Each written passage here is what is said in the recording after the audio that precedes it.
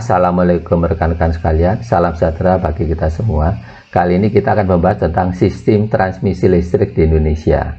Bagaimana cara mengetahui jenis tegangan listrik berdasarkan bentuk fisik dari tower pada saluran listrik yang sistem saluran listrik udara. Apakah tegangannya 20 kV, 70 kV, atau 150 kV, 275 kV, atau 500 kV.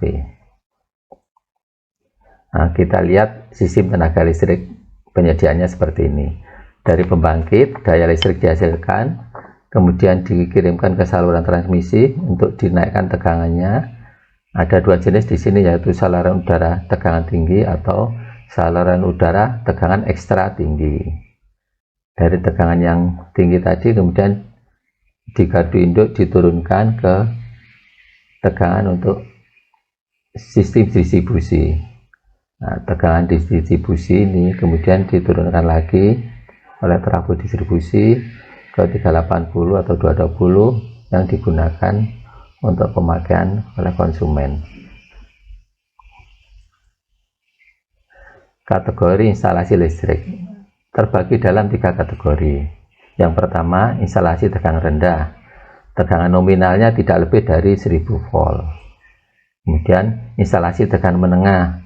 Tegangan nominalnya tidak lebih dari 35.000 volt. Instalasi tegangan tinggi. Tegangan nominal lebih dari 35.000 volt. Ya. Sekarang jaringan distribusi 20 kV. Bentuk fisiknya seperti ini.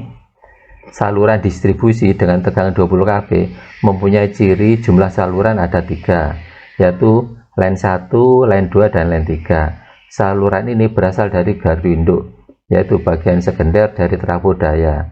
Saluran 20 kV ini menuju ke trafo distribusi 20 kV atau 380 volt, ya, diturunkannya dari 20 kV ke 380 untuk selanjutnya didistribusikan ke pelanggan. Ciri yang lain adalah jumlah pin isolatornya. Bila dibandingkan dengan tegangan yang lebih tinggi akan berbeda. Ya. Dilihat dari bentuk isolator di sini. Ini adalah contoh lagi untuk jaringan distribusi 20 kV. Sekarang ke transmisi. Transmisi tenaga listrik berfungsi untuk menyalurkan energi listrik dari suatu tempat ke tempat lain. Nah, kalau transmisi tegangan tinggi adalah berfungsi menyalurkan energi listrik dari satu gardu induk ke gardu induk lainnya. Beberapa hal yang perlu diketahui. Transmisi 30 kV dan 70 kV yang ada di Indonesia cara berangsur-angsur mulai ditiadakan, tidak digunakan.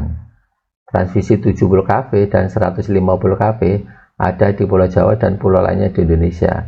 Sedangkan transmisi 275 kV dikembangkan di Sumatera. Transmisi 500 kV ada di Pulau Jawa. Pada umumnya digunakan pada pembangkit dengan kapasitas di atas 500 MW.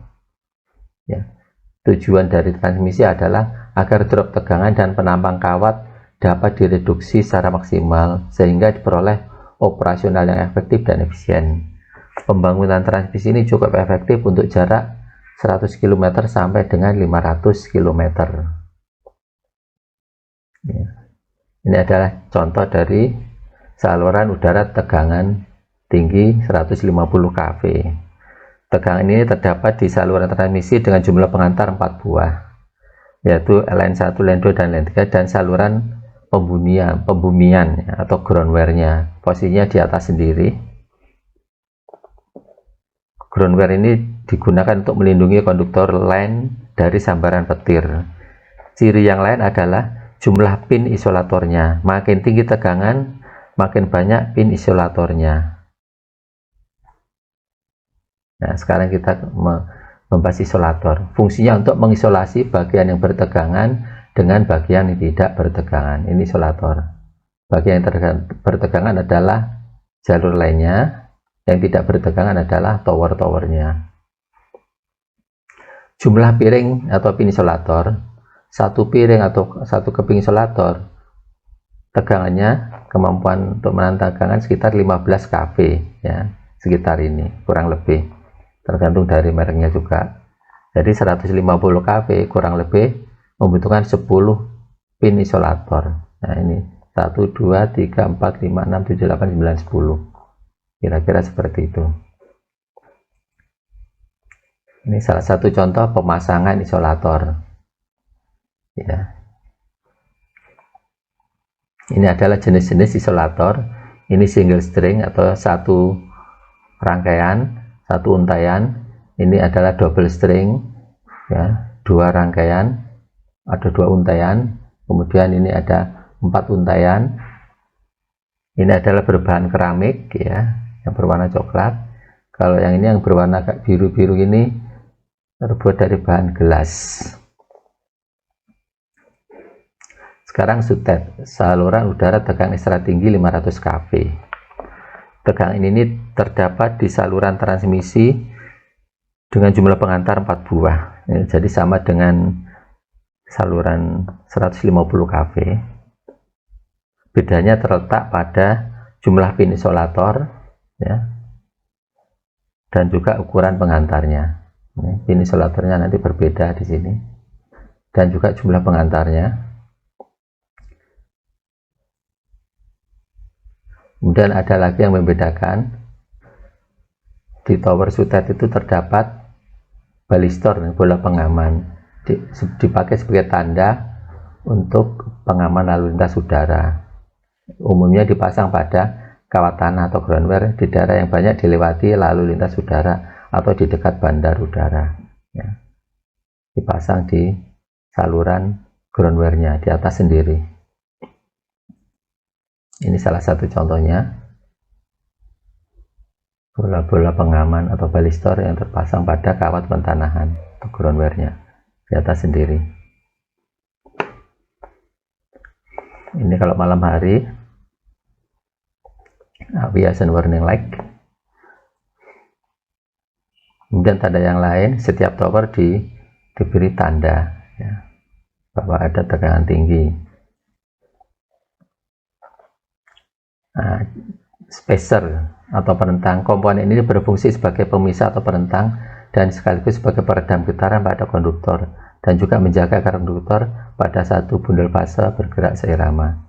Jadi tadi tegangan sutet itu ada 4 konduktor di sini diikat oleh spacer ini. Nah, seperti ini bentuknya, ada 4 konduktor. Cara pemasangan seperti ini. Ini salah satu contoh, ya, spacer. Kemudian di sini ada isolatornya. Demikian rekan-rekan sekalian, penjelasan singkat mengenai sistem transmisi tegangan tinggi, ya, atau tegangan yang ada di Indonesia.